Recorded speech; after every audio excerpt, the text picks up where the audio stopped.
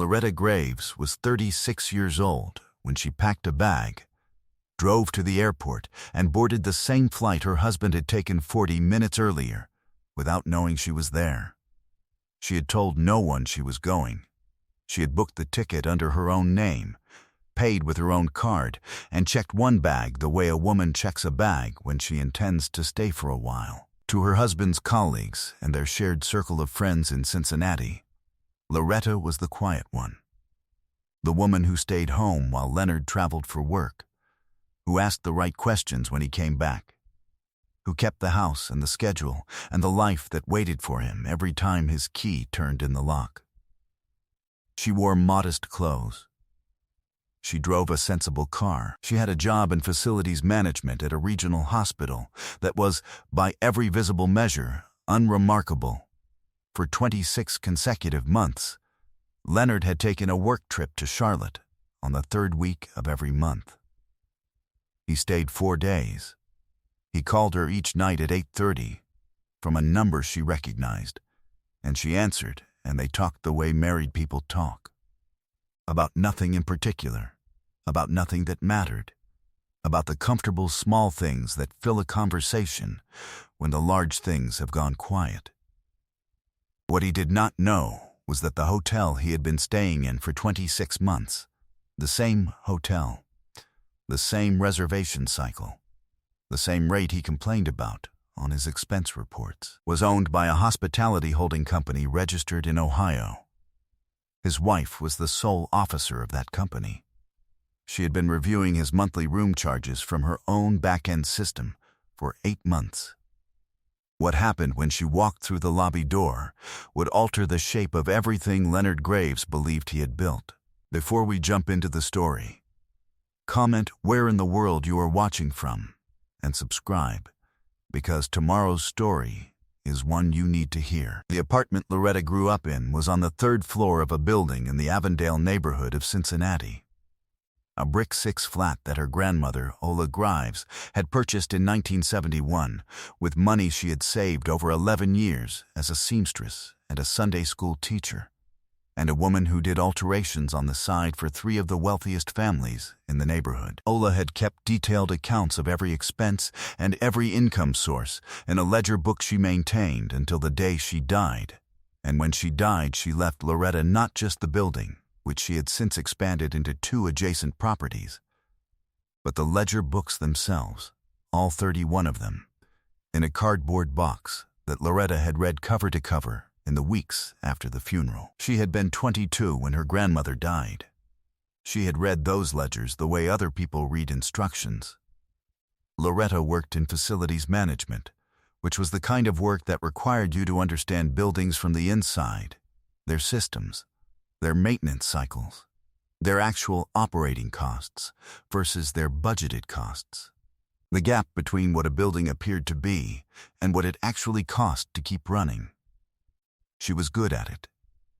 She had a mind for the kind of detail that revealed itself only through sustained, unglamorous attention, and she brought that attention to every building she managed with the patient thoroughness of a woman who had grown up reading her grandmother's numbers. She had also, over the 11 years since Ola's death, been quietly expanding what Ola had left her.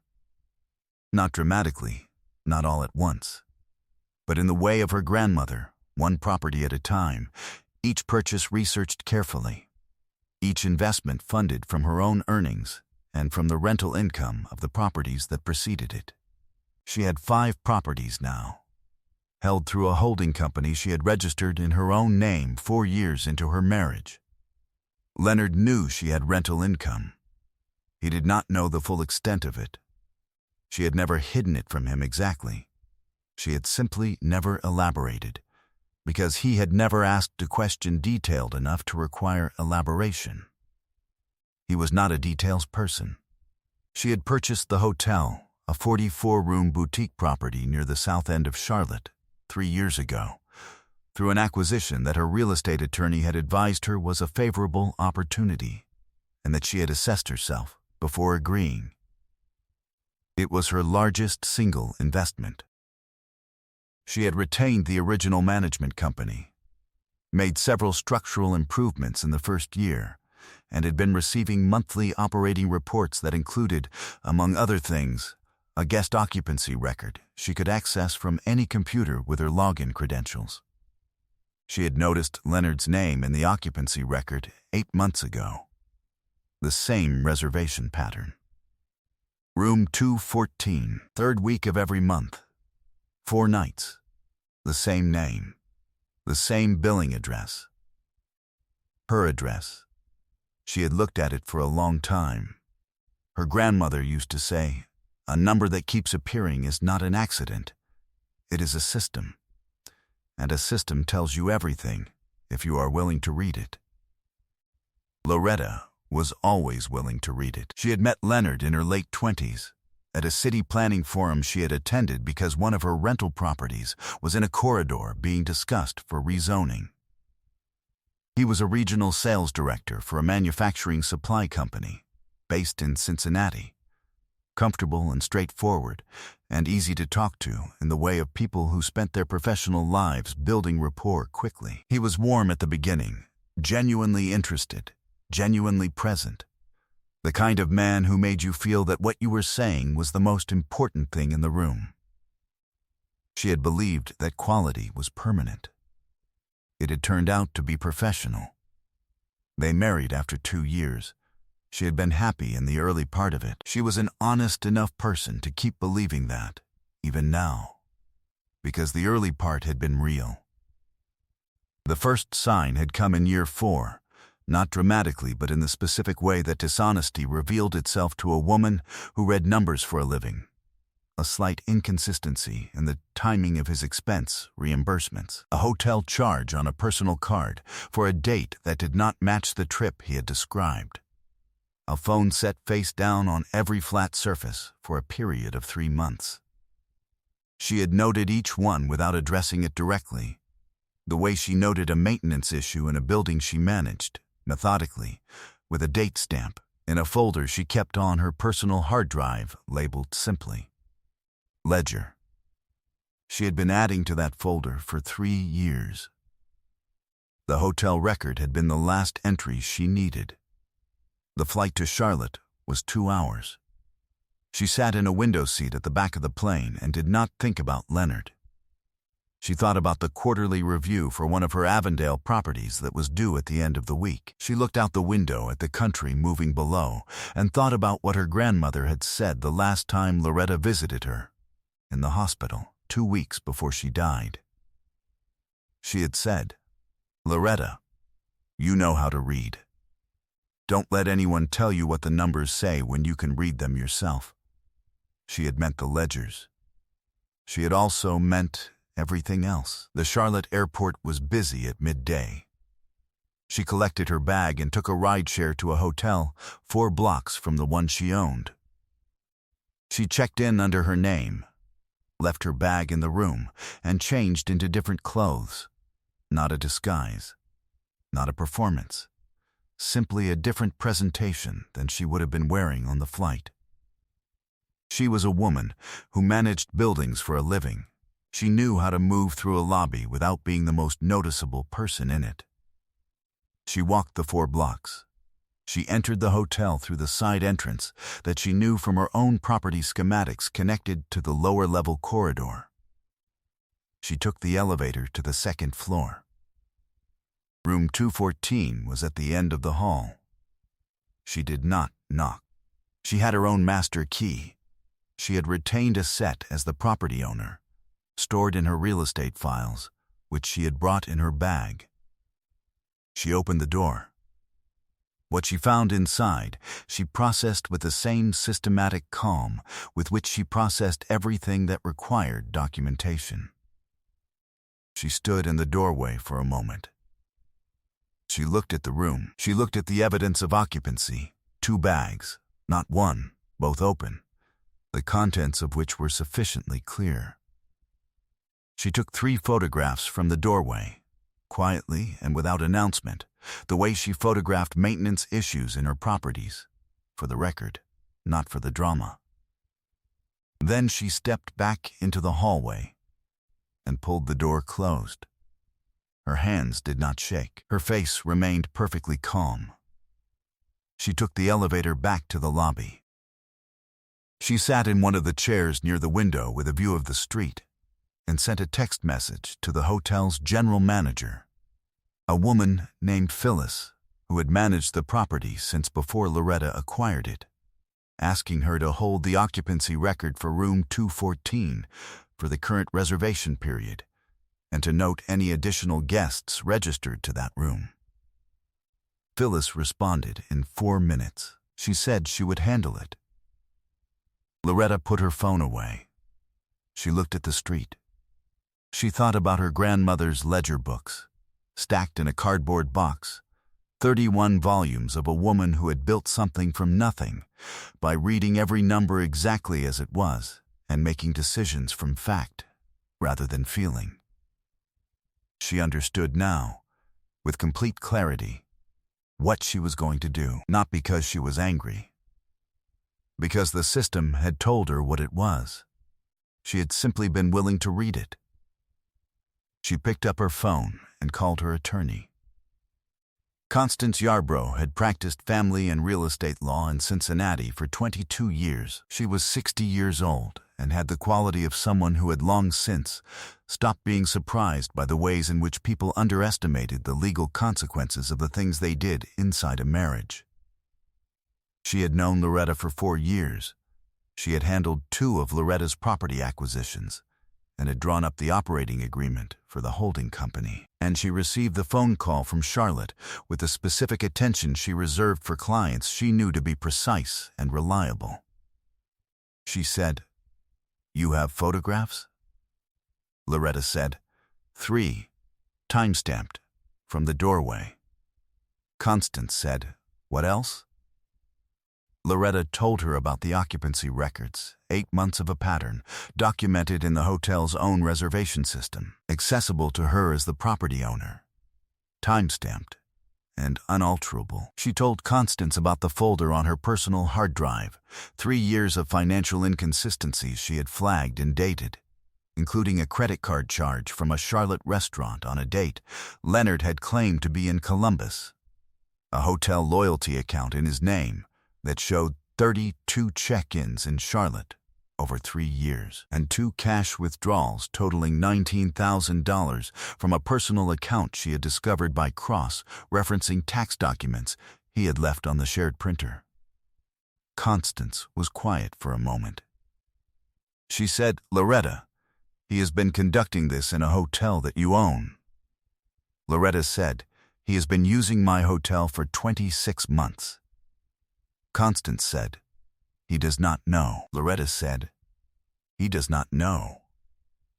There was a pause on the line that Loretta recognized as the pause of a lawyer who had found the precise quality of irony that made a case something more than competent. Constance said, "Go back to your hotel. Rest. I'll have a filing structure ready when you land tomorrow." Real power, Loretta thought as she walked the 4 blocks back to her hotel in the Charlotte afternoon, had a way of operating in complete silence until it was time not to. She ate dinner alone at a small restaurant near her hotel and thought about the first ledger book in the cardboard box, the earliest one, from 1959, when Ola Graves had been 19 years old and was keeping track of money she made doing alterations in a back room, in a city that did not intend to give her anything. The numbers were small. The handwriting was precise. Every column was balanced. She had taught Loretta to balance columns long before Loretta understood what columns were for. Her uncle, Bernard Graves, her grandmother's youngest son, who ran a property management company in Columbus, and who was the person in the family Loretta had always called when she needed someone who understood both numbers and people, drove to Cincinnati the following week at her request and sat across from her at her kitchen table and heard everything. He was 67, compact and deliberate, a man who had spent 40 years in real estate and had heard most stories and was not given to large reactions. He listened without interrupting. When she finished, he was quiet for a moment. He said, "You've had the records for 3 years." She said, I updated the folder every time I found something new. He nodded slowly. He said what he always said when a situation was already handled and the person sitting across from him simply needed confirmation. Your grandmother kept records until the day she died, and she never lost a thing she documented. You knew how to do this before you knew you were going to need to. He looked at her steadily. He said, "You already know what comes next. You're just telling me so someone else knows too." She said, "Yes." He said, "Then go do it." The following Monday, she went home and made dinner, the chicken and rice he liked, the one she had made on the Monday of his return for as long as she could remember, and set the table and lit the 2 candles on the sideboard the way she did on evenings. She wanted to feel that the house was its best self, and she sat across from Leonard and asked about Charlotte. She asked what the meetings had covered. She asked whether the hotel had been comfortable. He said it had. He said it was always the same hotel, always the same room, which was a sentence she noted with the particular precision of a woman who could hear what people said and hear also what they did not know they were confirming. She listened to his answer with the focused attention of a woman who had no idea, who had stayed home and waited and been patient and asked the right questions, exactly as she always had. She passed the bread. She refilled his glass. She asked a follow-up question about a client he had mentioned the previous week. He answered at length. She listened. The candles burned down on the sideboard. The house was quiet the way their house was always quiet, comfortable, domestic. The sound of 2 people at a table who had built a life together and whose life, from every observable angle, appeared to still be intact. She thought about a 44-room boutique hotel 4 blocks from the south end of Charlotte, and a general manager named Phyllis, who had already, at her quiet request, preserved every occupancy record, every guest registration log, and every room-level financial report going back to the beginning of Loretta's ownership. She thought about her grandmother's handwriting in the 1959 ledger, straight and precise, every column balanced. Some things you did not say until you were in the right room, at the right table, with the right documents in front of the right people. She was almost there. The week before the meeting, Constance called her with one additional finding, a piece of counter-evidence that the forensic review of Leonard's personal accounts had surfaced. In the 14 months following a cash refinance of their shared investment account that Leonard had initiated, and that Loretta had signed off on believing it was for a home improvement project, Leonard had made a series of transfers to a separate account she had not known existed. The total, across 14 months, was $34,600. The account was registered in his name alone at a bank they did not share. Constance said it would add a separate count to the civil claim and would, in the context of Ohio equitable distribution law, significantly alter the baseline from which the marital estate was calculated. Loretta said, "Add it to the folder." Constance said, "Already done." Preparation was the work. The work was complete. The meeting was on a Wednesday afternoon in Constance Yarbrough's office on the 4th floor of a building in Hyde Park, with a view of the street and an autumn light that was particular to Cincinnati in late October, gray and honest, without any flattering softness. Constance had arranged it with the language of a routine financial matter. Leonard had attended with his own attorney, a man named Briggs who practiced general civil law and who had not, Constance told Loretta afterward, appeared to have been briefed on the nature of the meeting beyond its stated subject. He was not prepared. Leonard arrived in his good jacket and sat at the conference table and looked at Loretta across from him with the mild, managed expression of a man who had made his calculation and was waiting for the process to confirm it. He had been confident at breakfast. She had noted that too. Constance opened the first folder. 3 years of documented financial inconsistencies, the credit card charges, the cash withdrawals totaling $19,000, the loyalty account showing 32 Charlotte check-ins over 32 months. Each one cross-referenced against the dates of his stated work trips, 17 of which showed a discrepancy between his claimed location and the location of the charge. Constance named each finding. She did not raise her voice. She opened the second folder. The hotel occupancy records. 8 months of room 214 reservations. The name, the billing address, their address. The guest registration records for each stay, which showed, beginning in the 3rd month of the 8, a second guest registered at the room on the same reservation. The name of that second guest was consistent across all 5 recorded instances. Constance named it. Leonard's attorney said something quietly to his left. Leonard did not appear to hear it. Constance opened the 3rd folder. A single page, the Ohio Secretary of State business registration for the holding company that owned the hotel on the south end of Charlotte, registered in the name of Loretta Graves. Sole officer. Dated 4 years prior. She said, "Mr. Graves, the hotel in which you have conducted this relationship for 26 months is owned entirely by your wife. She has had access to the occupancy records, the guest registration logs, and the complete reservation history for the duration of her ownership. She has also had access to the room-level financial reporting for that period, which documents every transaction billed to room 214. The room was very quiet. Leonard looked at Loretta. She watched him understand it, not in pieces, but all at once, the full architecture of the situation. That she had known.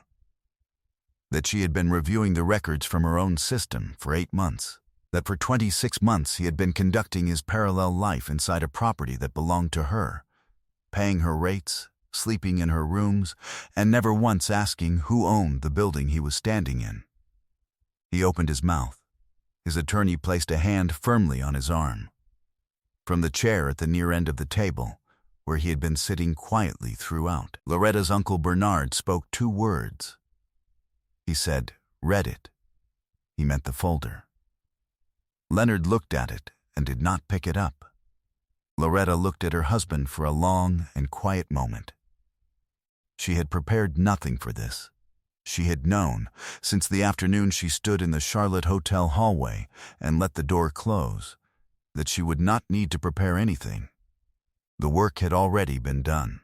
She said, "You made 32 trips to a hotel I own and never once thought to ask who it belonged to." She paused. "That's not my oversight. That's yours." She stood.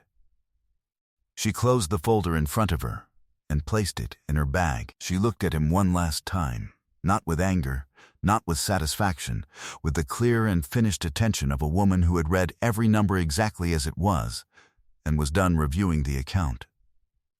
She walked out. The hallway was quiet. The elevator was waiting. Outside, Cincinnati was moving in the gray October light, unhurried, in every direction. She had balanced the column. It came out exactly as she had known it would. 11 months later, the divorce was final, and the settlement was precise. Constance had structured it around the documented financial irregularities, the joint asset inventory, and the equitable distribution of a marital estate in which Loretta's independently held properties, all 5 of them, plus the hotel, had never been part of the marital pool. What remained was divided according to what Ohio law said it should be, which was not what Leonard had anticipated when he retained a general civil attorney for a meeting he believed was about a financial matter. He was no longer in Cincinnati. He had taken a regional position in Indianapolis, a step down in title and in the professional reputation that had accompanied him before certain details became known in the circles that professional reputation traveled through.